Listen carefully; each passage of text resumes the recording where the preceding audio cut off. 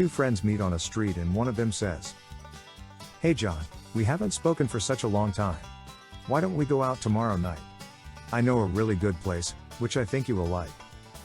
To that John replies, "You know, I would love that, but I have got no money." "How come?" his friend asks. So John tells him, "It's an embarrassing story, but I got attacked and raped last night, and all my money got taken." "Oh my goodness," his friend says. "Did you report it to the police?" "I thought about it, but it felt wrong to report my own wife." John replies,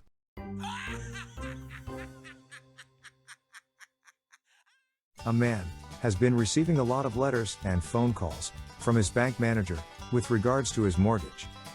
He had missed quite a few payments, and the manager has been trying to get him to pay as soon as possible. Finally, the guy has had enough and decided to reply. In his letter he said, 'Dear Mr. Jones, in response to your numerous phone calls and letters, I wanted to inform you that I have not been able to make my mortgage payments because I lost my job.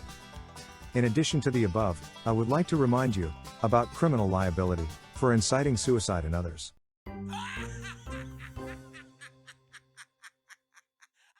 Two friends meet, and one of them says, "You know, I had an interesting experience last night. I was on my way home from work, and as I was passing through a really dark tunnel, a guy dressed in all black jumped in front of me. Pointing a knife at me, he said, 'Your money, or your life?' I told him, 'I am married, so I have no money, and no life.' And he hugged me, and we cried together. It was a beautiful moment."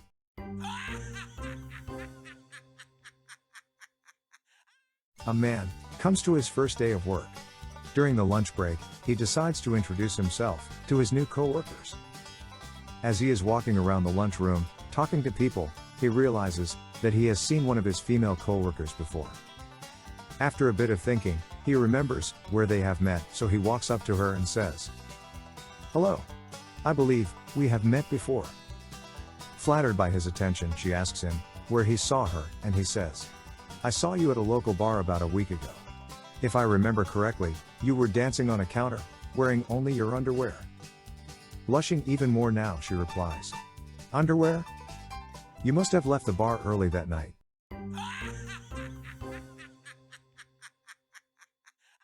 A teacher asks her class, "If there were 3 birds sitting on a fence and you shoot one, how many are left?" Little Johnny raises his hand and says, "None, because the shotgun scared them all away." The teacher says, "That is not the answer I was expecting. But I do like the way you are thinking." Little Johnny then says to the teacher, "I have a question for you too. Let's say there are 3 women sitting on a bench in a park, eating ice cream. One of them is licking, one is sucking, and one is biting. Which one of them is married, do you think?" Embarrassed, the teacher says, "I would think it is the one sucking." And little Johnny replies, "No, it is actually the one with a wedding ring on her finger. But I like the way you are thinking."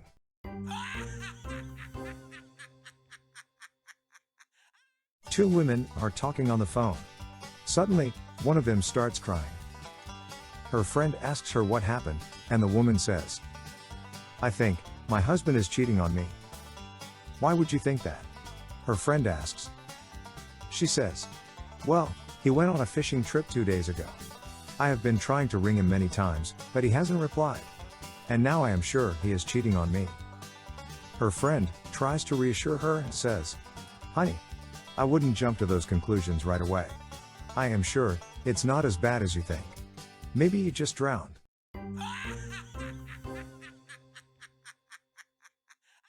Two guys meet at a break, and one of them tells to the other, "Just listen to this. 1 acre of cannabis can produce 3 to 4 times more paper than 1 acre of forest. In addition to that, this paper does not need bleaching.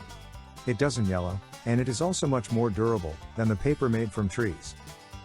The other friend scratched his head and said, "Yeah, my friend Bobby tried to tell this same thing to the cops. They locked him up anyway."